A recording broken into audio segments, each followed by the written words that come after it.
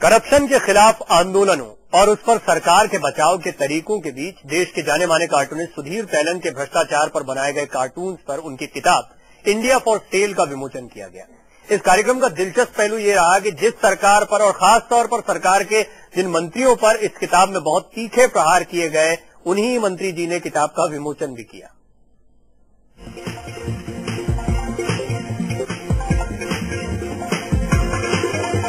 India for sale. किसी भी किताब का ये टाइटल चौंकाने वाला हो सकता है, खासकर तब जब इसका विमोचन करने के लिए खुद एक वरिष्ठ केंद्रीय मंत्री आए हों।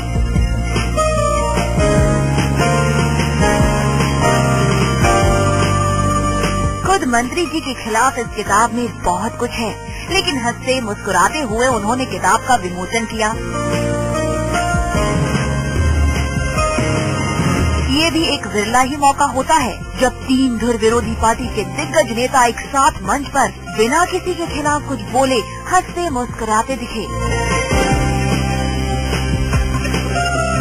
इन सबको एक मंच पर लाने का श्रेय जाता है देश के जाने माने कार्टूनिस्ट पद्मश्री सुधीर तेलंग को।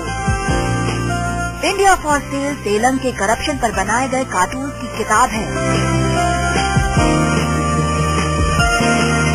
तेलंग ने इस किताब के कवर पेज पर अन्ना और बाबा रामदेव को छापने का कारण भी अपने अंदाज में बताया। Book actually I started planning when almost about a year when the Anna Hazare movement suddenly became a huge thing in Delhi. It was all over television. Initially I thought that it was something being organized for television channels, and Anna Hazare was going to be something like Natha of Deeply Life. But it didn't happen like this. It caught the imagination of the people immediately. I think one of the reasons why it did was, I think, 64 years of frustration, of helplessness of the common man. And that is why I think people were looking for some kind of a messiah or some kind of an avatar who would suddenly appear and save the nation from corruption. Baba Ramdev also appeared like this. These two characters are on the cover of the book also. And they are not on the cover of the book because they are the biggest crusaders against corruption, but because they became symbols of fight against corruption. Whether they succeeded or failed, that's another matter. But for me, their importance is only up to the level that they are two symbols who represent the fight against corruption.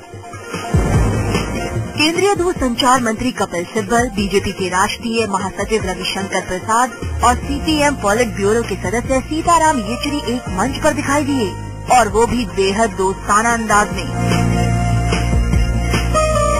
संसद में और संसद के बाहर सरकार पर जमकर प्रहार करने वाले रविशंकर प्रसाद ने भी यहाँ सरकार पर कोई टिप्पणी करने के बजाय कपिल सिब्बल की आईब्रोज को निशाना बनाया। Cartoonists can make fun of politicians, takes fun at them. But in a way, he is also expressing the pain of the country. That's indeed very important.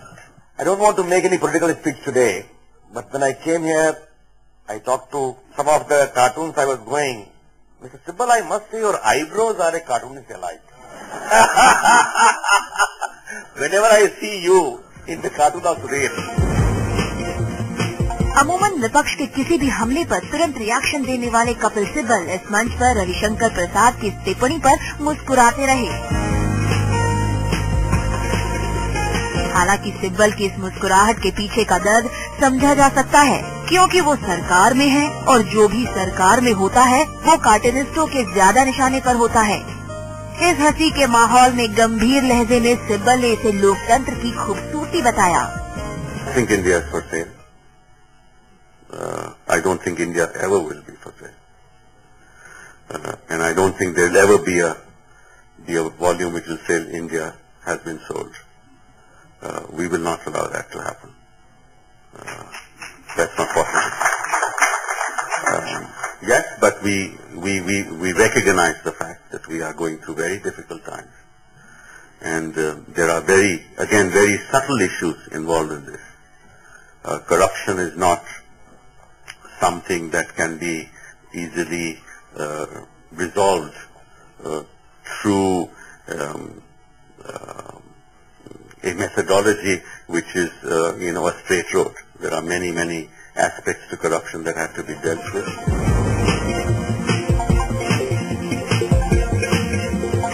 Cartoon के बारे में ये भी कहा जाता है कि ये पॉलिटिशियंस के लिए एक सर्टिफिकेट की तरह होते हैं, जिसके जितने ज्यादा कार्टून बनते हैं, समझिए वो उतना ही बड़ा पॉलिटिशियन होता है। इस बात को मजाकिया अंदाज में रखते हुए सीताराम येचुरी ने उन पर बहुत ज्यादा कार्टून नहीं छपने पर दुख जताया। I'm feeling a little dismayed today and a little disappointed that out of the choice of 150 cartoons, I don't figure in any one of them.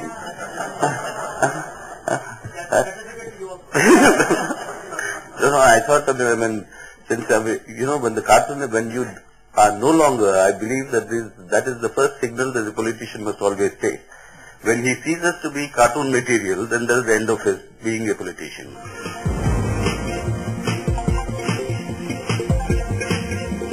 बेशक कुछ एक ही कार्टूनिस्ट लोगों के जहन में अपनी छाप छोड़ पाते हैं, लेकिन कार्टून के जबरदस्त असर को नजरअंदाज नहीं किया जा सकता। आर.के. लक्ष्मण बिना किसी पर सीधी टिप्पणी किए भी अपनी बात को बहुत असरदार तरीके से कह जाते थे। सुधीर तेलंग का अपना अंदाज है, वो तीखे प्रहार भी इस तरीके से करते हैं कि उनके शिकार पॉलिटिशियंस भी हंसकर अपने दर्द को छिपाते हैं। फिर भी पत्रकारिता का ये बेहतरीन औजार धीरे धीरे अपनी धार खो रहा है, क्योंकि ना तो अब वो कार्टूनिस्ट हैं जो इस कला का सही इस्तेमाल कर पाए और ना ही उनकी कदर करने वाले अखबार ही बचे हैं। अपने इस दर्द को भी सुधीर तेलंग ने यहाँ मौजूद लोगों के साथ बांटा।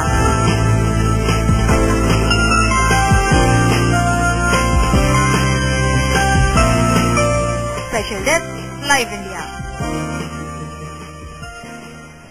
केंद्रीय मंत्री कपिल सिब्बल ने इसे अभिव्यक्ति की स्वतंत्रता और लोकतंत्र की खूबसूरती बताया, लेकिन उन्होंने ये साफ कहा कि ये कार्टूनिस्ट के अपने विचार हैं और वो इस किताब के टाइटल से इत्तेफाक नहीं रखते। उन्होंने कड़े लहजे में कहा कि न तो भारत बिकाऊ है और न बिकाऊ होगा। केंद्रीय मंत्री कपिल सिब्बल इस वक्त हमारे साथ हैं। सिब्बल साहब, बहुत स्वागत है लाइव इंडिया पर आपका। सबसे पहले आज एक अलग ही आपका जेस्चर देखने को मिला, वो किताब जिसपे बहुत कुछ आपके खिलाफ है। उसको मेरे खिलाफ नहीं है। मेरे खिलाफ कहाँ है भैया? कार्टून्स को आप किसी तरह से खिलाफ नहीं मानते? खिलाफ की बात ही नहीं है। कार्टून का एक आपका फ्रीडम ऑफ एक्सप्रेशन है, तो उसको हम खिलाफ लेने लगे तो फिर तो डेमोक्रेसी को खतरे में होगी। इंडिया फॉर सेल, इसका जो टाइटल रखा गया है, या करप्शन आज का जो हॉट इश्यू बना हुआ है, इस पर आपको लगता है कि जो विचार तेलंग साहब ने रखे हैं, वो विचार जो उन्होंने रखे हैं उनके विचार हैं और उनको पूरा हक है विचार रखने का। इंडिया फॉर सेल के बारे में आप कहते हैं उनके विचार हैं, हमारे विचार तो नहीं है। नहीं, आप अनवील कर रहे थे। मैंने तो आपको कहा अपने इंटरवेंशन में भी कि इंडिया के नेवर बी फॉर सेल।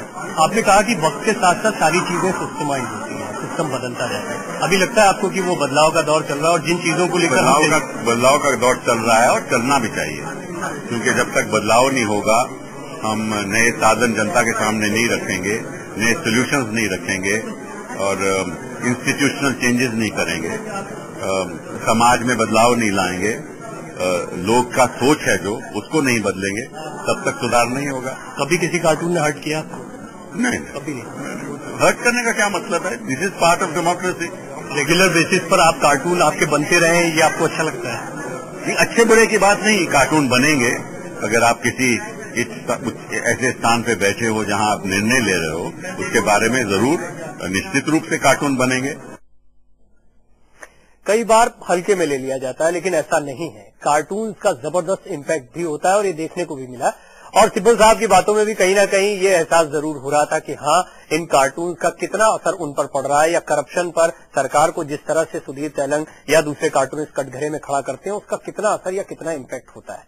जब सुधीर तेलंग जी के सामने ये बात रखी गई कि कपिल सिब्बल ये कहते हैं कि इससे बहुत ज्यादा बुरा नहीं लगता, या ज्यादातर पॉलिटिशियंस का ये मानना है कि उन्हें कार्टून से बुरा नहीं लगता है, या वो गुदगुदाने वाले होते हैं, तो उनका क्या इस पर रुख था? सुधीर तेलंग इसके इम्पैक्ट के बारे में क्या कहते हैं, वो भी आपको सुनवाते हैं। इंडिया फॉर सेल एक ऐसी किताब लॉन्च करना है, हर किसी के बूते की बात नहीं है, और वो भी केंद्रीय मंत्री से लॉन्च करवाना, ये भी हर किसी के बूते की बात नहीं है।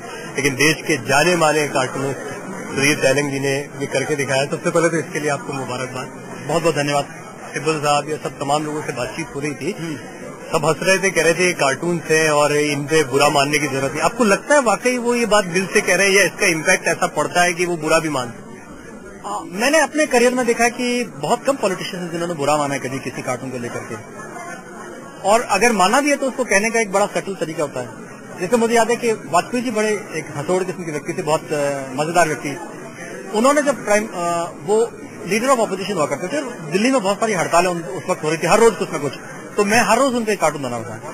7-8 दिन बाद मेरे पास में वाजपेयी जी का फोन आया, उन्होंने कहा सुधीर जी अब बहुत हो गया, माफ कीजिए। तो वो उनका स्टाइल था एक, लेकिन वो उन्होंने हंसी मजाक के साथ कहा, तो वो अप्रिशिएट करने के लिए। वाजपेयी जी के अलावा अडवाणी जी मेरे कार्टून बहुत पसंद करते हैं, लालू जी पसंद करते हैं कार्टून को। मनमोहन सिंह जी पर मैंने एक किताब की थी पूरी 2009 में, नो प्राइम मिनिस्टर नाम था उसका। हालांकि वो उन्होंने उसको रिलीज नहीं किया, तो मैंने शत्रुघ्न सिन्हा जी से और अमर सिंह जी से रिलीज करवाया था उसको। तो मुझे लगता है कि कार्टून एक हमारी डेमोक्रेसी का एक खास हिस्सा है और पॉलिटिशियंस उसको अप्रिशिएट करते हैं। जैसे सिब्बल साहब, बावजूद इसके कि उन पर कई सारे हार्ड हिटिंग कार्टून इस किताब में हैं, और मुझे लगता है क्योंकि इसमें पिछले 4-5 सालों में से ज्यादा कार्टून हैं, क्योंकि वो कंप्यूटर में मेरे पास सेव्ड हैं। मैं शायद बोफोर्स के कोई कार्टून इसमें नहीं लगा पाया क्योंकि इतने पुराने मेरे पास सेव्ड नहीं थे कार्टून, मगर मैंने बीजेपी के करप्शन के भी इसमें कार्टून डाले हैं और पार्टियों के भी हैं। लालू यादव भी हैं इसमें, जयललिता भी हैं, मायावती भी हैं, सब लोग इसमें। लेकिन कांग्रेस के शायद ज्यादा कार्टून हैं यूपीए 2 में, क्योंकि इस दौरान ज्यादा करप्शन हुआ है। तो कपिल सिब्बल साहब का ये मानना और आना इस बुक को रिलीज करनी है, अपने आप में इस बात का प्रमाण है कि हमारे यहाँ डेमोक्रेसी और फ्रीडम ऑफ प्रेस को कितना ज्यादा महत्व दिया जाता है।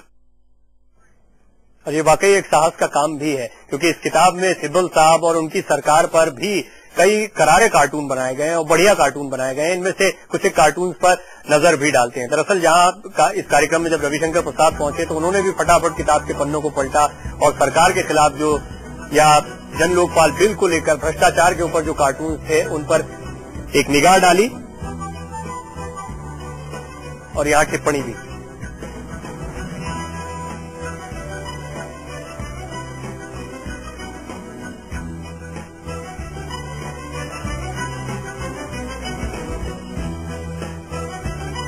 चाहे वो सीबीआई पर बनाए गए कार्टून हो,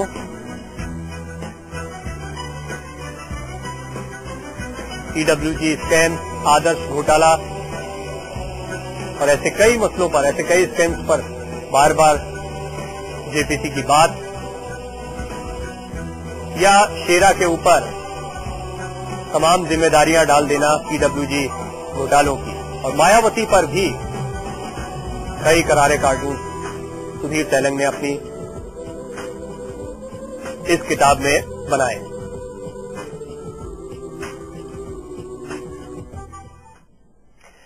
इस किताब पर हमारी खास पेशकश जारी है। चुनाव आयोग की नजर हर नेता के बयान पर होती है। चुनावी मौसम में खास तौर पर चुनाव आयोग की नजरों से बचकर कोई नहीं निकल सकता। भ्रष्टाचार के गंभीर मसले पर बने इन कार्टून्स को मुख्य चुनाव आयुक्त किस नजरिए से देखते हैं, उनसे एक्सक्लूसिव बातचीत आपको दिखाएंगे एक ब्रेक के बाद।